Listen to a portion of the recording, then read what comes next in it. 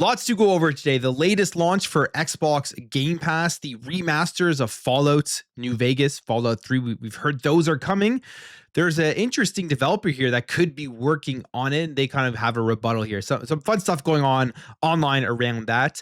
A nice update for Kingdom Come Deliverance 2 within the Xbox ecosystem. And then we have some other things like new Warzone with Black Ops being integrated. All that. Division 2 is getting a very nice update if you're a fan of that game. And Highguard, not shocking, but we will go over what is happening with Highguard. Before we do get into it, if you do enjoy daily gaming news and content, make sure to hit the subscribe, share, like. Really does help get the channel out there, helps get more people to see it and to jump in to the community. So with all that, let's get into it.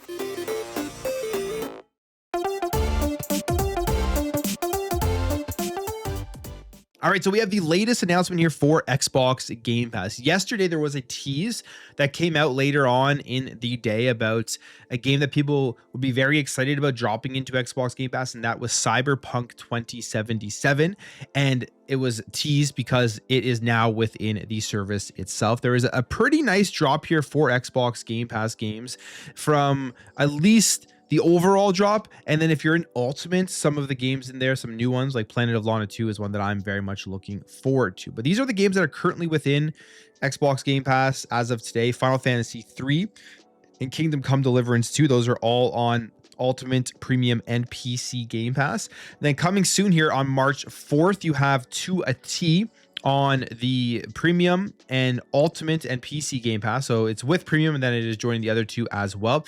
You have EA Sports F125 coming on March 4th to Game Pass Ultimate and a PC Game Pass. March 5th, this is a game that I'm very much looking forward to because I really enjoyed the first one. This is Planet of Lana. This is a day 1 Xbox Game Pass game. Planet of Lana 2, Children of the Leaf coming here on March 5th to Game Pass Ultimate and to PC Game Pass. You solve puzzles, you go on this beautiful adventure, really cool art style and graphics, amazing music, great story, and just an awesome cinematic style of platformer. So I really enjoyed the first one. I will absolutely be jumping into Planet of Lana 2 when this thing does drop here on March 5th, which I believe is tomorrow.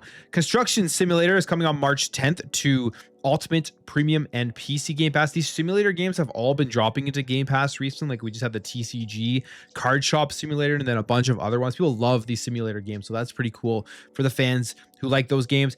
And then we have Cyberpunk 2077. Now, for a lot of people, they've already played this. This may not be a huge announcement, but other people, I've been waiting to play this game, and now they can jump in on Game Pass. It's coming to Ultimate and Game Pass Premium on March 10th. What I like, what I'm seeing right now with a lot of Game Pass announcements is Premium is still getting a lot of very good releases. Aside from the day 1 stuff, there's still a lot of great third-party titles that were critically acclaimed in the past that are dropping into the Game Pass Premium service, which is obviously the cheaper tier if you don't want to pay all the way for Ultimate. So that's pretty cool. Cyberpunk 2077 is still a very good, a very big game.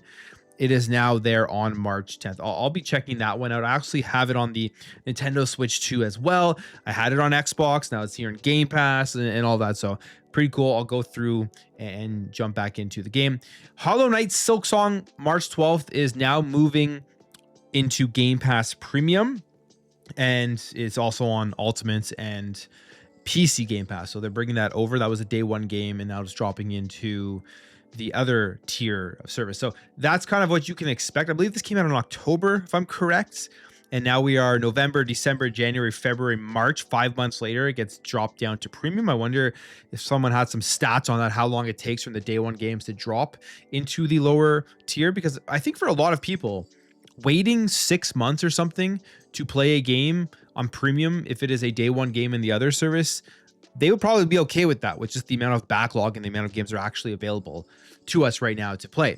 And then finally, DreamWorks Gabby's Dollhouse Ready to Party. I'm sure everyone is excited and looking forward to this game. It's coming to Ultimate, Game Pass Premium, and PC Game Pass on March 17th. So it's a decent announcement, decent amount of games. There's definitely been better ones already this year, but Planet of Lana 2 to me is awesome. Cyberpunk is really cool. And then Silksong, if you haven't played that yet and you were just in Premium, you are going to be interested in that one if you're into those style of Metroidvania games. And of course, Gabby's Dollhouse. I mean, who doesn't want to play, I guess, Gabby's Dolls? I mean, if you have kids, that's a perfect game for them in there.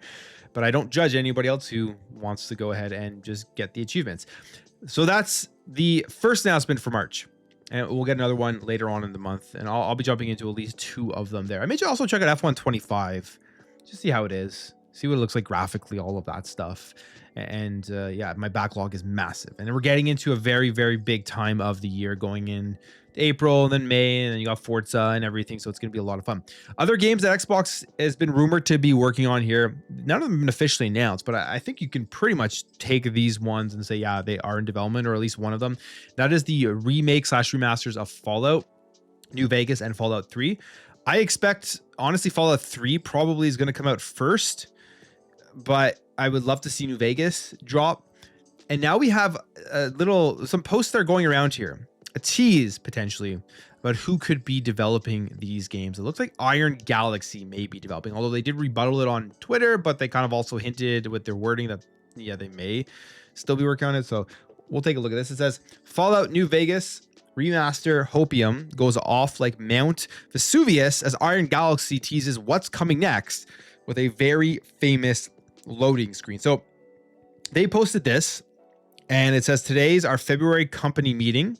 It's time to catch up with what the company's been up to and what's coming up next for Iron Galaxy. They posted this, I believe, here on Blue Sky. And then you'll see a lot of people commenting on this, like, don't give me hope. Oh God, please. A lot of people hoping that this is what they are hinting at, which is something obviously within the Fallout universe with that screen. Makes people start believing that this all has to do with the Fallout New Vegas remaster/remake or Fallout 3 remaster/remake. Now, Iron Galaxy comes out and they quote tweets that article, and they say, nope, there's nothing to see here. Sorry to disturb the volcanoes, but that was just a BTS look at our company meeting. We use that slide every month and has nothing to do with anything Fallout being worked on. As you can imagine, we love Fallout. Now, pardon us as we retreat back into our vault. So they're kind of trolling there with the reference to the vault and everything. Honestly, you read that and you think, yeah, they're basically telling us that they are working on it, even though they're telling us they aren't working on it just by the words that they are using. And you have In Exile here, who's hilarious on social media. They make some of the best tweets, some of the best posts, awesome, funny videos. They post this meme here, which is basically what everybody is saying and thinking. This person says that is exactly what a company secretly working on Fallout remasters would say. As you can imagine, we love Fallout 2. Say that again. No denial in that statement of working on Fallout, though. When do you expect to come out of your vault, preferably with some sort of remaster? How about don't publish photos using Bethesda product likenesses if you don't want that kind of reaction? I mean, some people just don't know how to laugh on social media. It's actually wild to see. Why would you use it in the first place? It literally looks like you're teasing New Vegas. Like, they're making a joke here. Like, they could be working on it. I think, honestly, this statement is, you could easily look at it both ways. They're just being funny and then using Fallout references to kind of troll people. Or they're basically telling you, yeah, they're working on it, but they can't say they're working on it because they're not allowed yet. And I wouldn't be shocked if that is the case. Somebody's working on a Fallout remaster or a Fallout remake. Who is it? Iron Galaxy could be the developer there. They do some great stuff. So I wouldn't be shocked if they created that partnership there to get those games in development. And when will we hear about them? That's the question. I feel like one of them could be shadow drop, because we saw what happened with Oblivion. Xbox now has the data that you can shadow drop a famous IP, a famous game like an Elder Scrolls game, Oblivion. And you could probably do the same with a Fallout game. Arguably right now is more popular with the TV show and everything, that if they were to drop at any point without any marketing Fallout 3 remaster or Fallout New Vegas remaster, they'll sell, and they'll be on a top selling on the charts similar to what Oblivion was. And I think Xbox has that data and they know that they can do that. So I don't know if we'll see a huge lead up to this game, big marketing campaign, or even them announcing that they are working on it. They may just end up going with a shadow drop for this as well. It would not shock me whatsoever, but people want to see it, and hopefully we'll be getting it. Hopefully we'll be getting it in the near future. 2026 is already stacked. Will a lot of people be able to check it out though? That is the other question they're probably juggling with here, with all the games that are coming out, especially on the Xbox side of things. Will people be able to fit another one of these deep RPGs into their playlist for the year? Because they don't want to drop it and then it just sits there and nobody buys it because they're playing a bunch of other things. The other thing that may happen, they buy it and it just sits in their catalog, and that's probably just fine for Xbox as well. All of that, well, I'll just have to wait and see what happens. A little bit of rambling there on Vault. Now, Kingdom Come Deliverance 2 drops into Game Pass. It's available to play. That was a nice tease from, I believe, last announcement. And one of the things that is the best feature, I think, right now in video games, why I gravitate to the Xbox platform, is because they provide so much more access to people to check out their games and play them and on many different devices. Kingdom Come Deliverance 2 is now getting that Xbox Play Anywhere tag ahead of the Game Pass launch. So you're going to be able to get this game PC, console, play it on wherever you are. I believe also via the cloud, which is cool to see. It says Kingdom Come Deliverance 2 arrival on Xbox Game Pass is certainly the most high profile edition of March 2026 so far. But even if you're an existing owner of Warhorse Studios Medieval Epic, it looks as though you're going to be getting a big bonus here thanks to Xbox's Play Anywhere program. You can see the tag that was thrown on here for the game itself. So you can jump in there and you can play it on multiple different devices. As I've talked about multiple times on this channel, is that the way that I game right now, just because of my life situation, is I've been playing on everything for a very long time, like cloud. I utilize it way more than I ever thought I would. PC, whenever it's the most convenient for me, wherever I am in that time of the day and I have time to play a video game, I'm playing it on my PC. And then console is generally when I'm at the end of the day and I'm sitting back, putting my feet up on my couch, then I jump in to my console and play games. So I've been playing games across all the different devices. Every time there's Xbox Play Anywhere, it is an enticing way to get me personally to play it on the Xbox ecosystem. So I hope that they really expand that program out. Call of Duty fans and Warzone fans specifically are getting a pretty cool update here that I think a lot of people will be excited for, and that is Black Ops Royale. They are adding this in here to Call of Duty Warzone. They say since the launch of Call of Duty Black Ops 7 in November, players have been able to soar by wingsuits over the map of Avalon in the campaign's endgame, where they fought back against the guild in a strictly PvE mode. With the next big update coming to Call of Duty Warzone, that changes as players can grab their wingsuits and swoop into Avalon for a PvP Blackout inspired battle royale experience. So Blackout was the battle royale before we had Warzone. So that's kind of throwing it back, which is super cool. And you can see here, Black Ops Royale is real. Call of Duty's massive update is inbound for Warzone as Activision delivers an intel drop inspired by Black Ops 4. So cool stuff there. This is everything that is coming. March 12th, 9 a.m. Pacific is when you're going to be able to jump in with this big update. And they break down changes that players can expect with Black Ops Royale. Specifically, you're going to have 100 players, of course. Cradle breaches will also be introduced in the Black Ops Royale, similar to the spread of noxious gas in Avalon on Endgame. Some areas of the map in Black Ops Royale will also be shrouded in the Cradle's fumes, spawning hallucinated zombie hordes. As with activities engaging with these breaches can put your squad at risk, but it also pays off with top tier rewards should you be able to take down the Mangler boss. So that is some pretty cool stuff there that they are adding in there. Players, you can do bounties, crack strong boxes, capture relays, fight through guild defenses for high risk, high reward squad play. All of that stuff is going to be added. So that's not the only thing that is coming along. That there's also going to be a multiplayer updates, and they say here that it adds new maps and modes for multiplayer and new events like Counter Skies event starting March 17th with new weapons and operator skins and more. It'll be interesting to see how big this does get. I mean, Warzone is obviously still pretty big. It's still very successful as a battle royale game. And Blackout was where it started. And I liked Blackout. I think I played more Blackout than I ever did really play Warzone. I just never got into the whole Warzone side of it. I never really got into majorly into Battle Royale. Played Blackout, played Apex, played some Fortnite, a bit of Warzone here and there. But Blackout is kind of where I started with, really, I would say the first Battle Royale game I jumped into. And well, we'll see what it's like. It sounds like it could be a cool update. Don't know if I'll go back into it, but I think a lot of people from what I'm seeing online are pretty excited about what they are doing here with this nice update to Call of Duty. All right, a couple of other things here. Division 2, I'm pretty excited about this because this is the looter shooter that I enjoy the most. Year 8 is kicking off in April with Season 1.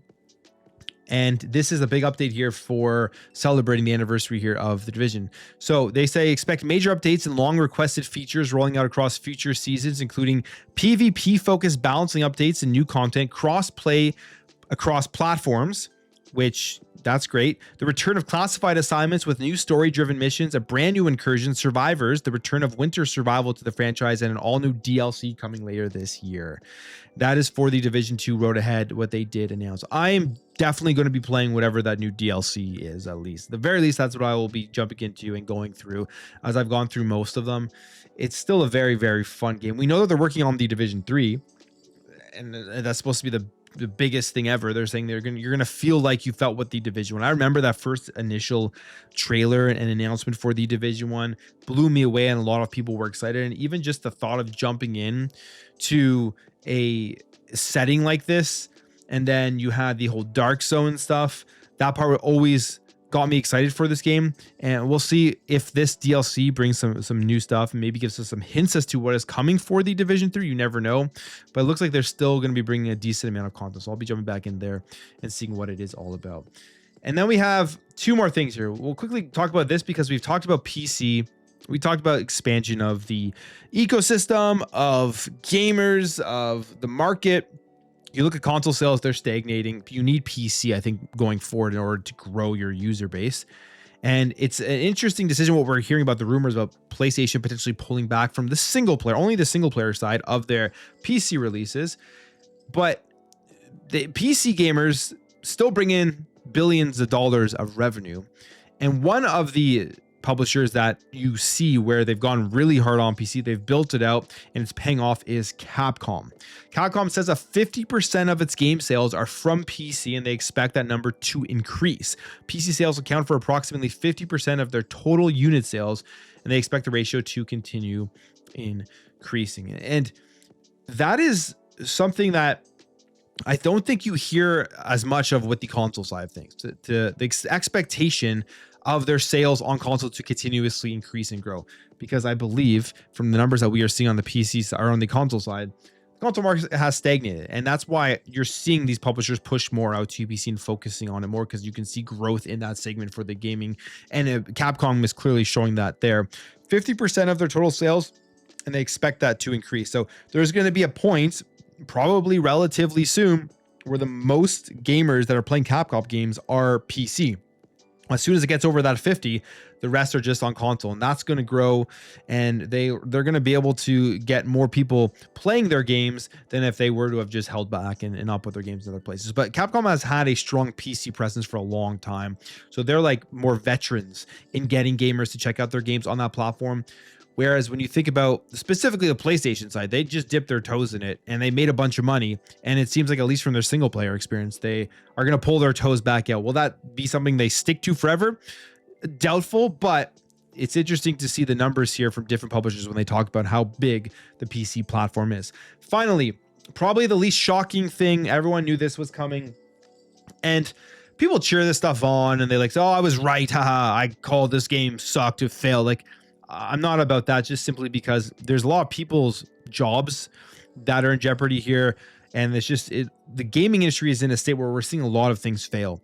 And I would love to see that kind of get turned around at some point, but specifically games as a service and multiplayer games, they just seem like a venture you don't want to get into right now. There's so much competition, hard to pull people away from their games that they're currently playing. Highguard was one of those games that was tried for. A lot of people are pissed off at Jeff Keighley because of the way that he handled it, and I think definitely rightfully so. He did handle this in an odd way. Did he do anything unethical? We don't know. I don't think so, but he did handle it in a way where he was putting it at the end of the Game Awards show and then made some comments on social media, and it all kind of blew up in Highguard's face and Jeff Keighley's face, and we're at this point now. They're closing the game down next week, March 12th. Highguard is finished. This is basically like Concord, not as bad because they didn't close it in 6 days, but what is it, 2 months or a month that this game has been out? Not very, very long at all. They say, today we're sharing difficult news. We have made the decision to permanently shut down Highguard on March 12th. Since launch, more than 2 million players stepped onto Highguard's world. Which, if you think about it, that just is even makes it sound even worse. You had 2 million players jump in, you couldn't sustain nearly enough of them to keep this game going. They say you shared feedback, created content, and many believed in what we were building. For that, we are deeply grateful. Despite the passion and hard work of our team, we have not been able to build a sustainable player base to support the game long term. Servers will remain online until March 12th. We hope you'll jump in with us one more time to show your support to get those final great matches in while we still can. The team is excited to release one final game update to enjoying the remaining life of the game. We'll be adding a new warden, a new weapon, account level progression, and skill trees, all for 9 days of play. Full patch notes are coming, and we're targeting tonight or tomorrow morning for patch release. From all of us at Wildlight, thank you for playing, for supporting us, and for being a part of Highguard's history. And I mean, yeah, it's unfortunate because we don't know how much money they spend. They did come out and say, like, when the game was launching, that they didn't need a big player base to sustain this thing. They just kind of needed a smaller niche player base that were invested in the game. And that obviously didn't happen. People probably just weren't purchasing microtransactions. It wasn't appealing enough for them. Like, you don't need to have 2 million players playing this game for it to live. You just need to have a strong base of dedicated players that are continuously spending money in it, because it's a free-to-play game. So that didn't happen. And March 12th is the end of Highguard. You'll probably see some more fallout from this after that. I wonder if Wildlight will be able to sustain it all. Will they be able to make another game, or is at the end of the studio now and everybody there is out of a job? We'll probably hear more about that in the future. But on the video there, if you did enjoy this video, hit that thumbs up. If you are new here, hit that subscribe, and I'll catch you guys in the next video.